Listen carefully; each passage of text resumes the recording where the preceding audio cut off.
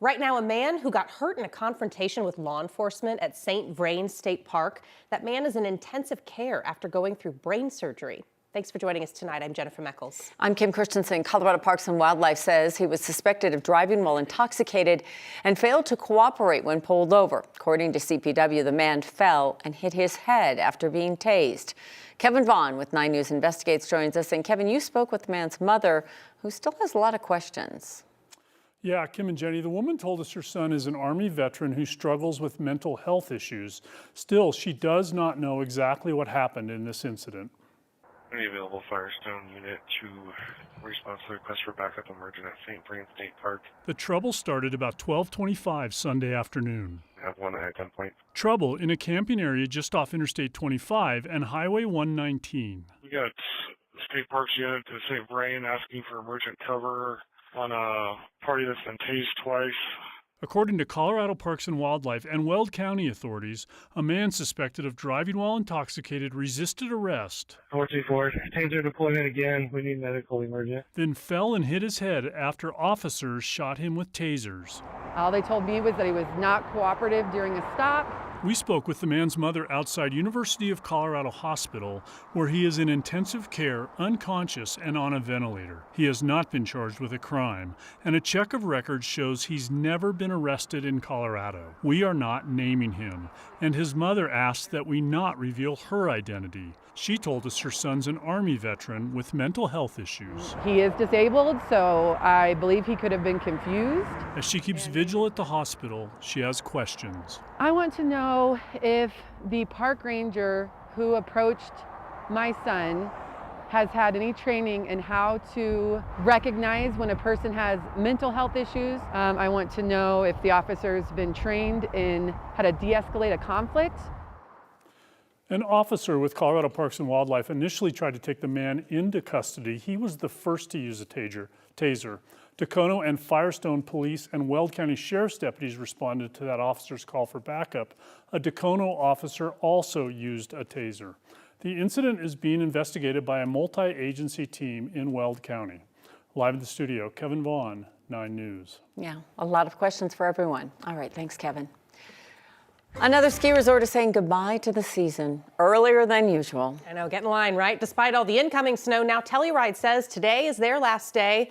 There is a glimmer of hope, though. You are now looking live over Telluride with some pretty cloudy skies. The ski resort posted on social media they'll be open one final day of limited skiing before temporarily closing. Temporarily being the key word because they could reopen if they get some good snow from this incoming storm. The resort has a goal of reopening for another closing weekend if they do, in fact. Oh, there's a nice little gondola full of people just hoping for some extra turns. But yeah, Telluride says they might reopen. We'll see. Kind of depends on what they get.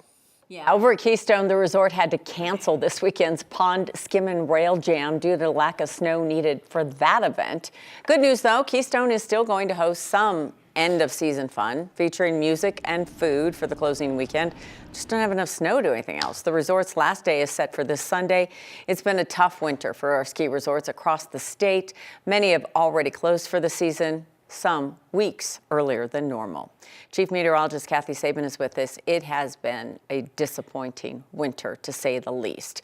But it sounds like maybe we get a storm system that gives us a little something. Don't you feel like, Kathy, at this point we should just say, we'll just let you know if anything good does happen. Yeah. Like you can go skiing if. I know, and the ripple effect of a weather pattern like this on all the workers and those that want to recreate at the mountains, I mean, it definitely has a ripple effect.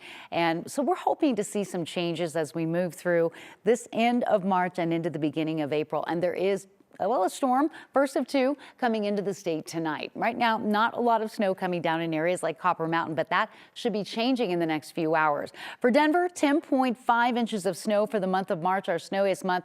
Pretty close to the average. We're still running below average for the year to date, as you might imagine, but we've got some promising forecasts for the month of April. It was a cooler weather trend today with that front rolling in. As a matter of fact, we are 27 degrees cooler than we were 24 hours ago. And that will be the trend for us tomorrow as the winds continue to increase. And the upslope winds will also allow for a little bit of that beneficial moisture that may come in the form of rain showers for Denver. Not a lot of moisture out there, but there is some rain and snow showing up on radar, and some of those showers may cross the I-25 corridor tonight. We have a better chance of showers tomorrow with a second wave coming through. So don't count out Mother Nature tonight and tomorrow, and we have that second storm coming in for the end of the week. At the very least, the mountains will pick up beneficial snow with a winter weather advisory out for up to 10 inches of snow between now and 9 o'clock tomorrow night.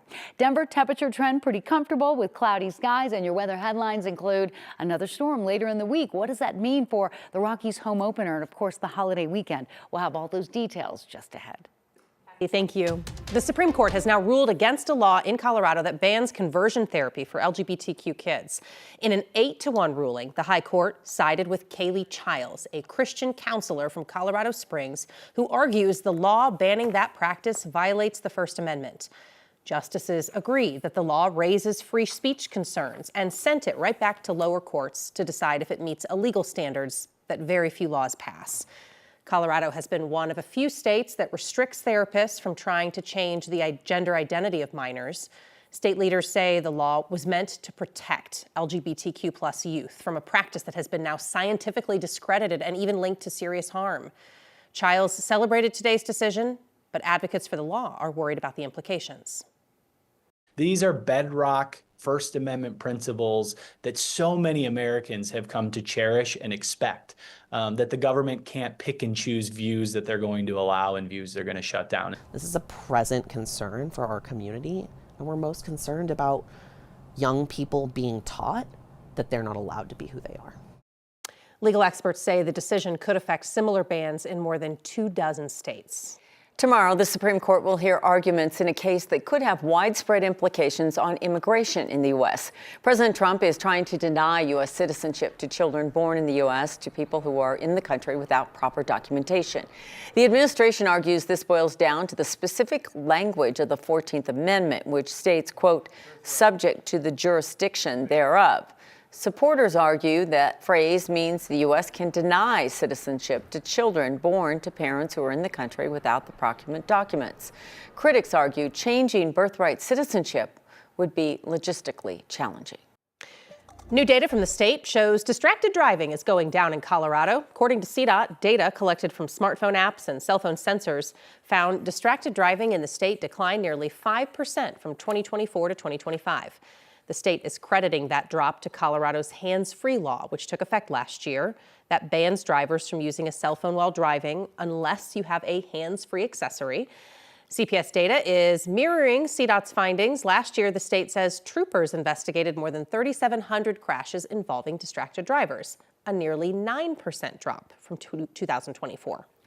The city of Broomfield says a measles outbreak tied to Broomfield High School is over. It's been nearly a month since the first confirmed case was in a high school student. Nearly a week after that case, 2 more were discovered. That is when it was declared a measles outbreak. The city says a total of 10 cases were confirmed, many of them among people who lived in the same household. The state health department says at least 6 of the people who got measles were unvaccinated.